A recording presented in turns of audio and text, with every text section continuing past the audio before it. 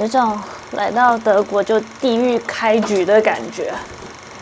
Hello， 我是 Vicky， 我现在到了德国。这次呢会到德国，主要是因为王先生给我派了一个特别任务。王先生给我的特殊任务，那支影片已经先上了。那这一支影片呢，会有我的很多第一次：第一次来德国，第一次在欧洲开车，这路开起来好舒服啊，不开玩笑。这也是我的第一次独旅。我主要会到德国几个城市。我在德国的法兰克福，再跨国去到法国的史特拉斯堡。哇，主教堂旁边，好法国哦！突然之间就来法国了。然后我也会记录一下所有的花费，看看3天4夜的欧洲自驾游需要花多少钱。那这一次呢，我搭的是葡萄牙航空，从旧金山搭到葡萄牙的里斯本转机，飞到德国的法兰克福。我下飞机了，我终于到法兰克福了，搭了18个小时的飞机，中间停留了4个小时转机。现在赶紧快点去取行李，然后看看能不能顺利的取到我的车。店都关了，我真的觉得很不妙。他虽然说可以选11点取车，但是真不知道他会不会等我取到行李，现在已经是11点3分了，赶过去取车吧，看看还有没有机会。完全就都没人了。2012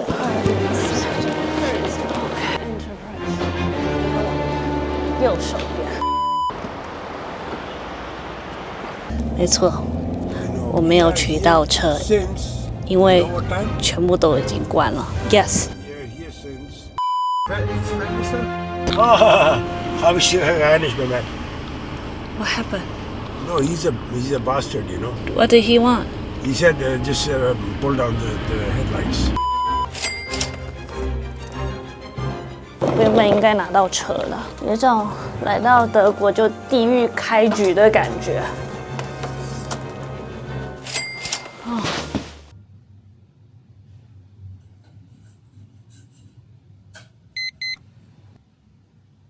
4点。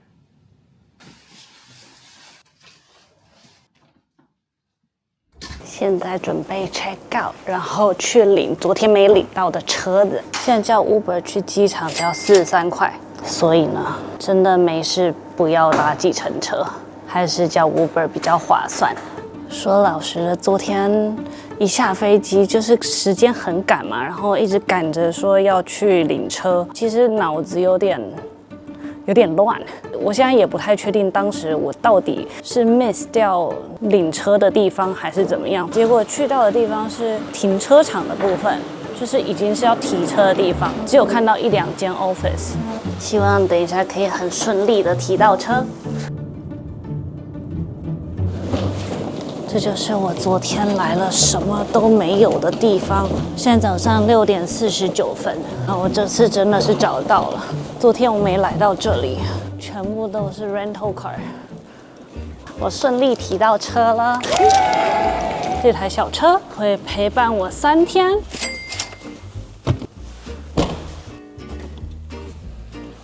点上网了。正式开始我的德国第1天，其实老实说还蛮紧张的，但我在网络上看说德国的路况非常的好，希望没什么问题。我们前往斯图加特，虽然看起来这个高速缝缝补补的，但是非常的平整哦。这路开起来好舒服啊，不开玩笑。如果来一台好的德系车的话，更舒服。现在我开130，然后很多车都开得比我快。先小小的适应一下这台车，看到5限速的标志了。5限速的图案是一个圆圈圈，上面5条黑色的线，就是路非常的平，非常的直，只是说非常的爽，开起来。停一个休息站，需要补充一点咖啡，顺便看一下德国的休息站长怎么样。这休息站看起来很温馨，顺便找个早餐吃。这有 Burger King 跟一个咖啡店。哦，这就是要钱的厕所。吃个早餐，三明治，然后一杯 cappuccino。这个休息站还不错，该有的都有，然后付个钱上个厕所。其实我们前阵子拍了一支美国休息站，然后还没剪完，等这个片都上完之后可能会上。继续前进斯图加特，即使是无限速，也不是大家都飙得很快。现在就是110，然后大家都非常的遵守超车道这件事情。到了斯图加特之后，我开始执行 Will 安排的2个任务，2个他自己私心很喜欢的行程。解完任务，当然要好好吃一顿啦。我带着临时嘉宾去吃一间当地蛮有名的餐厅。Thank you。超大，幸好我们只点一个。哇这是我的拳头。好，准备开吃。开吃。上一集我们刚从西雅图的德国村吃过猪脚，这集来吃真正的德国猪脚，看看到底有没有不一样。我们还点了一个汤，看起来像那个法国的薄饼，说可丽饼吗？对，就是那个东西，然后把它切碎。这是我第一次看到。我也是第一次看到，这个感觉是马铃薯。我吃过2次，一次是在慕尼黑的皇家啤酒屋，第2次的话是在海德堡啊。但是这2间制作的方式不一样，慕尼黑的话就是炸的，外面是脆的；海德堡的话就是偏卤的。OK， 对，都是有味道，都会让我觉得蛮咸的。但是这个吃起来就是没有咸味。我都觉得应该跟他要点 sauce。但这一间分数蛮高的哟，有6156个评论，4.4颗星，而且里面的气氛也很好。刚刚真的是有点错过海苔，然后直接一口就先下肉，然后发现一点味道都没有。所以这个东西是芥末，这可能是另外一种风格，就可能不是巴伐利亚风格，算是解锁另外一种猪脚。对，因为我之前还可以哦吃的旁边都是配酸菜。对，巴伐利亚是配酸菜，对，沾点芥末，真的好多了。外带了这个面包，还做了一个小手把。这边还行，就是不一样的风格。对，晚上很多人在喝咖啡，点杯小小杯的咖啡就在那边聊天抽烟。礼拜天就是超市会关，只有咖啡店跟面包店不会关。天哪！哎，我没有想过竟然会有超市不开的时候。我们的购物日就是礼拜6大采买日， OK 要趁它礼拜天关。这是我们今天的住宿，这间饭店也蛮干净、蛮新的。然后他们厕所跟浴室是分开的。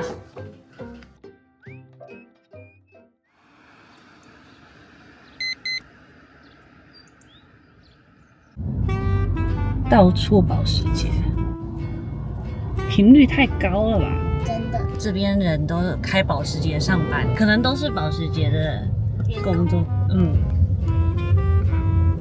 拜拜。拜拜，你小心哦。好，拜拜。把妹妹送走了，所以现在是真正的独旅开始。这会是一个2个多小时的路程，大概是98迈，出发去法国。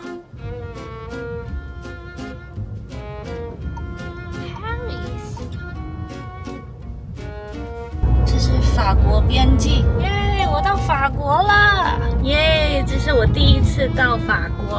现在沿路都一直可以看到去巴黎的方向，然后写着离巴黎还有多少公里，感觉还蛮帅的。因为巴黎一直是我们都很想要去的城市，所以看到这个路牌的时候就觉得还蛮亢奋的。我们要准备到 Strasbourg， 那种真的在法国的感觉，实际上是真的是在法国，好有意思啊、哦！真的到法国了。我觉得这边的路比较难开的感觉，路线比较乱。哦，这一栋房子好法国哦。这边的交通号志就是很多，它变成很多线，左转就是左转线，右转就是右转线，直走是直走线，然后每一条线都有它自己的红绿灯，所以稍微有点乱。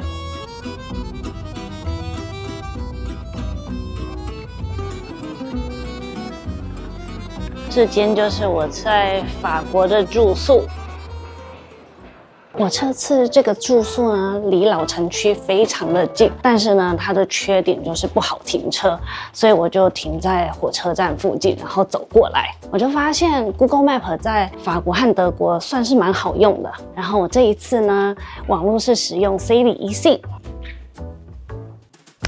米台木这次有干爹赞助，我只能说幸好我这次用的是eSIM，因为这一次落地的时候呢，已经是10点半了，店全部都关了。还好我不用担心说要去哪里买实体 SIM 卡，飞机一落地马上就有信号，然后马上就可以跟王先生报平安。这次是我第一次用eSIM，而且我发现操作非常的简单，只要出发前先装好 Celi App， 选好你要去的国家和方案，买好之后呢，直接按照步骤安装到手机里面，下飞机马上就会有网路。现在 Celi 有支援超过200个国家，如果你一次要去多个国家，有分区的区域方案可以选择。像我这次来德国是在葡萄牙转机，然后又开车从德国到法国，所以我选的是欧洲方案，实测用下来网路很顺畅，对我这种跨国行程非常方便，完全不用换卡。而且价格比传统的电信漫游便宜很多。更重要的是 ，Celi 有提供24小时的中文客服，用起来很安心。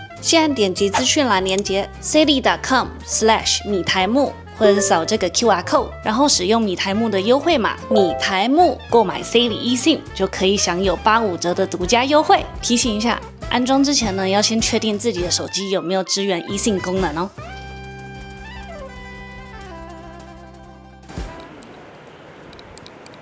一到法国就是不一样哎，咖啡店就是摆上外面的桌椅，就坐在外面，超级悠闲的感觉。这就是法国的感觉吗？随便一个街角都好漂亮。这边简单介绍一下 Strasbourg。看介绍说，史特拉斯堡是欧洲的十字路口，因为这里是德法的边界，以前有好几次法国和德国来回的易主，所以有欧洲十字路口的称号。哇，不夸张，非常的震撼，超级高。我刚刚第一眼看就觉得它好像跟巴黎圣母院有点神似，然后我刚刚问了 ChatGPT， 这个大教堂跟巴黎圣母院都是哥德式的教堂，它原本也想要盖成对称的，也就是两边都有塔，因为各种问题，所以只盖了一个塔，然后就是变成它的特色。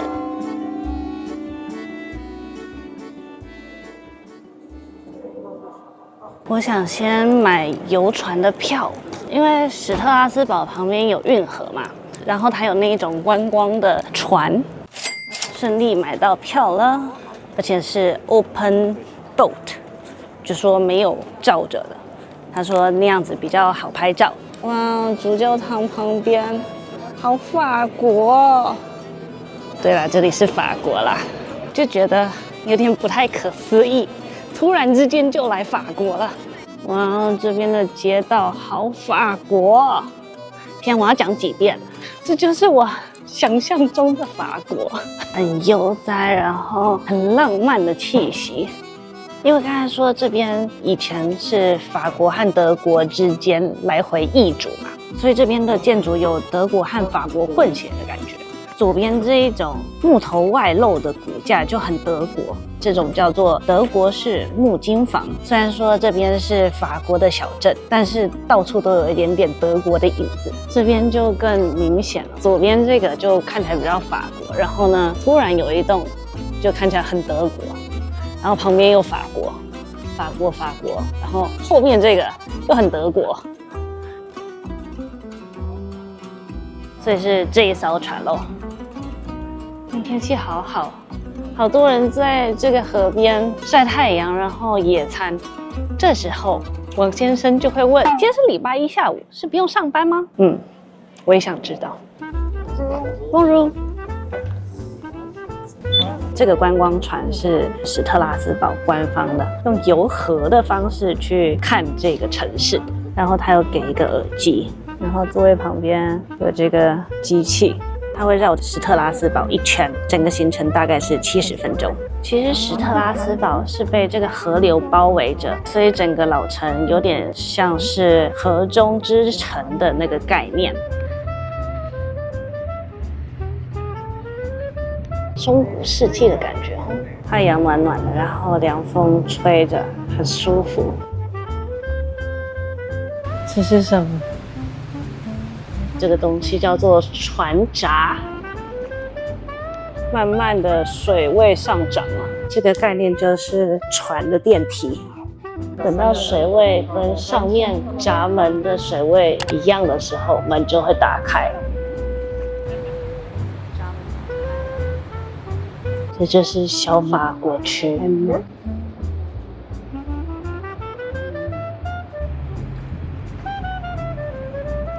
这个叫做沃邦水坝，这是一个水坝堡垒。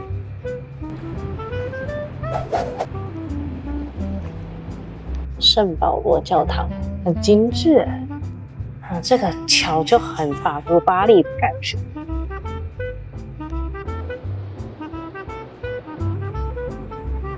觉得非常的值得，用1小时的时间，直接把老城区都逛了遍，了解了一下当地的历史，还有附近的建筑。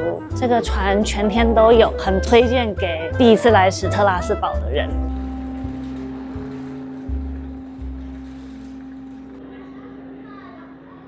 想说来一间面包店试试看，真正法国的一些甜点和面包到底怎么样。点了店员推荐的闪电泡芙，一个原味的卡颂，然后一杯 latte macchiato， 它的这个千层很扎实。意外是这个闪电泡芙没有想象中的那么甜，我连续吃了好几口了，都已经快吃完了，然后也不是很腻的感觉。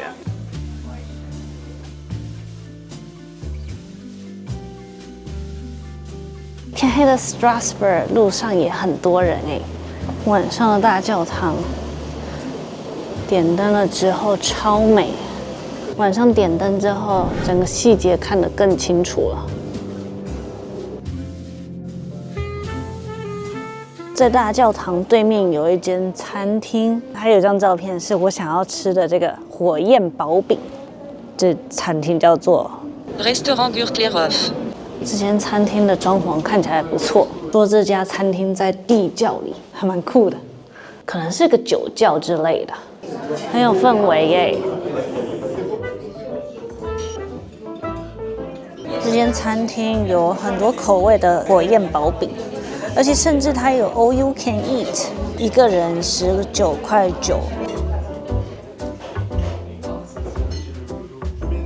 我点了一杯 Pinot Noir。那杯子也太精致了吧！来了，好快哦！点完之后大概5分钟左右就到了。我还想说用切的要怎么切，很容易碎的感觉。还好它有给这个滚轮，很方便。这个火焰薄饼是阿萨塞斯的传统薄饼，它上面其实铺的是酸奶油，非常的薄，下面很酥脆。可是现在就是放的比较久，可能软一点。完食，餐厅一出来就是大教堂，想说可以夜游一下，去看一下河坝。夜晚的 Strasbourg 很适合夜游哎，看水中的倒影很美，跟白天的气氛完全不一样。而且重点是，就是没有那种不安全的感觉，反而是很幽静，还蛮浪漫的感觉。然后时不时有人在跑步运动或者是散步的，完全不用担心这边的治安问题。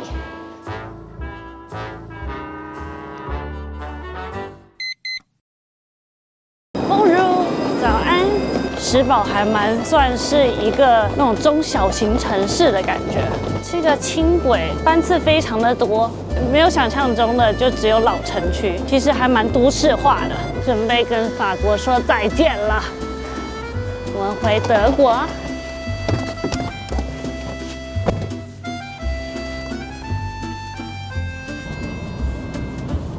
那边是很法国的小城镇的感觉。我记得昨天来的时候路过这一个河流，就是德法交界处了。没错，我回德国了。我到了海德堡，这里离史特拉斯堡大概是2个小时的车程。这是我从史特拉斯堡回法兰克福的时候路上会经过。听说这里是德国最浪漫的小城，所以呢，想说下来看一看。这个老城沿着内卡河建造，然后这边有一个很有名的大学，也是德国最古老的大学——海德堡大学。这个大学1386年就成立了，超级早，1386年哎，说是在欧洲都很有历史地位。看到这个，在网络上看到说是什么告白巧克力 ？Is that the chocolate? Yes. Can I get one of that? Yes. Small one or the big one? A small one is fine. Small one is good. 这好像是一段故事，很久以前的故事，然后流传到现在。这样一盒是3.9块。这边游客真的不少，中间可能有穿插着一些学生。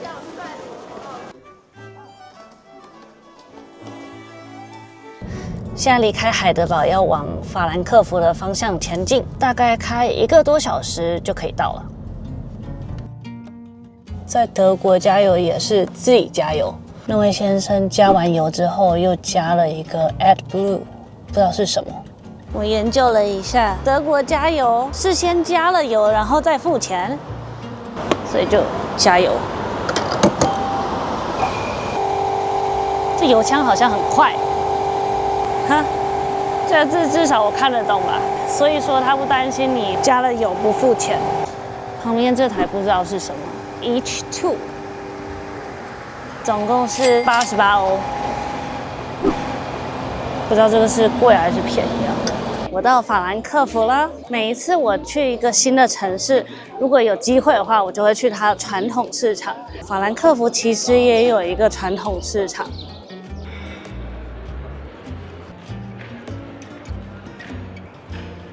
我发现其实生鲜比较少，熟食反而比较多。上到2楼看看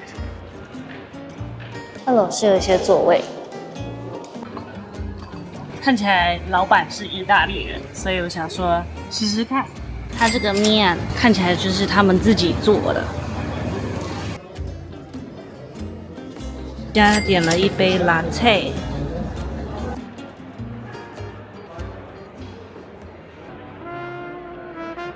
到了一个来法兰克福一定要来的罗马广场。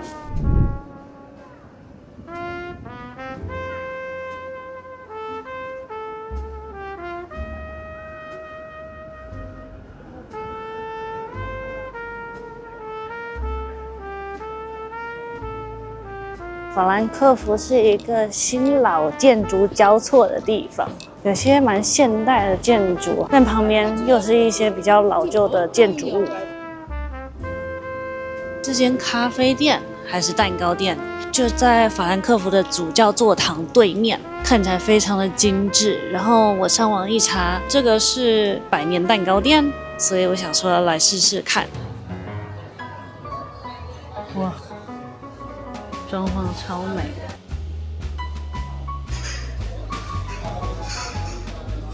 我点了一个他们招牌的法兰克福皇冠蛋糕，还有一杯抹茶 latte，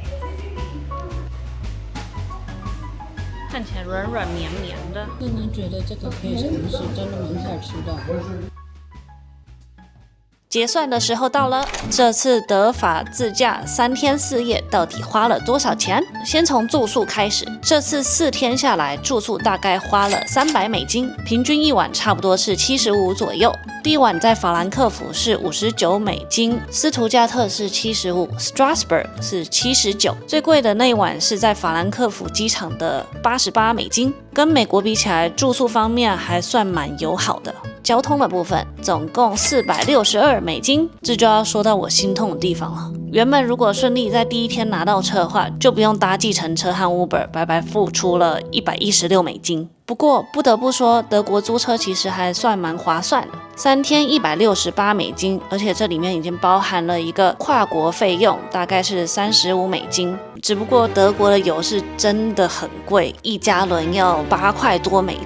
这个交通部分里面还包含了3天总共$72的停车费，停车费也不便宜。接下来是饮食的部分，总共是$171。这次我白天吃的就比较随意，因为在城市之间移动，常常就是简单吃个面包和三明治。晚餐才会去餐厅好好吃一顿正式的晚餐。然后还有一个小支出还蛮特别的，就是在厕所我花了$2，大概是$2.3。我在休息站去了2次付费的厕所，一次$1，然后我第2次才发现说这个收据其实可以拿去买饮料，折抵$1，感觉还蛮人性化的。接下来是娱乐部分，总共花了$152，包含了1张宾士博物馆的门票、2张德甲门票，加上1张 Strasbourg 游船的费用。所以这一次的德法跨国3天4夜总共花了$1088，这是不包含机票的部分。